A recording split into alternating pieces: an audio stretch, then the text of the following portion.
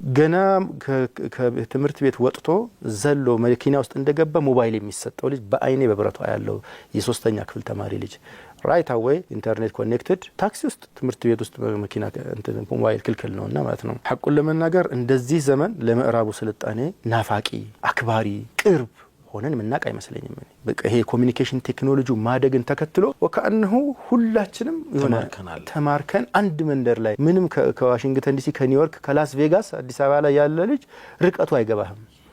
ርቀቱ እስካይገባን ድረስ ሆነናና አለርት ካልሆነና እነዚህ መሰረታዊ ሐሳቦች ላይ ዓለም አንድ አካለን ግን ልዩነት አለን። እንደዚህ ዘመናዊ እነዚህ የዓለም የኮሙኒኬሽን መሳሪያዎችን ልጆቻቸው ላይ ይሰጡና በቃ ልጁ በዜግነት ኢትዮጵያዊ በመንፈስ ፈረንሳዊ ወይም ዴንማርካዊ ወይም ደቡብ ኮሪያዊ ይሆንብሃል። ቢያንስ እንደ ማህበረሰብ የጋራ ማህበረሰብ አለንና የራሳችን ልጆች የራሳችን እምነት የራሳችን ወግና ባህል አገርም መንደርም ያለን ሰዎች ነንና የት እንሄድላቸዋል? አገሩ እዚሁ ሆኖ አስተሳሰባችን ምን ያደርግልናል? እዛ ነው ሄዱ ባህላችን ወጋችን እንጠላዋለን። በኋላ እነሱ ደግሞ አይቀበሉንም። እንደዚህ ሆኖ ሂድ ተሳፍረህ እስኪ ሁሌ ፎሪነር እንዳደረጉ በጥገኝነት 10 አመት ብትኖር 20 አመት ብትኖር አትዋጥላቸውም።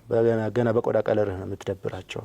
በአስተሳሰብ የሚጠቀሙት ነገር ካለ ብቻ ነው አንተን ኢንተርቴይን የምታውቁት ነው። እዛ የምትኖሩት ወንድሞች ከአንተ የሚጠቀሙት ብዙ ካለ እሶኬ በቃ ምክንያቱም አንተ ኢትዮጵያ ለፍታብህ አሜሪካ ብትጠቀምብህ ምን ገደዳቸው እነሱ?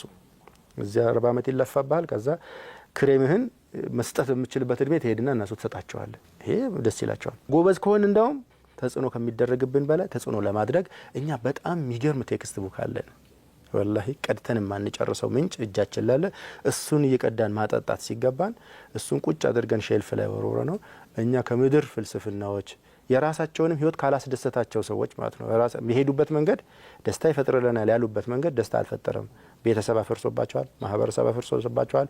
የሱሳይድ ሬቱ የምታውቀው ነው። አሁን እኛም ጋር እየመጣ እየቀዳናቸው ስለሆነ ሳናጠል ነው የቀዳነውና ማጥለል ኦር ፊልተር ማድረጉን ብንችልበት ጥሩ ነው የሚል መልእክት ይሁንልኝ። ሳምንት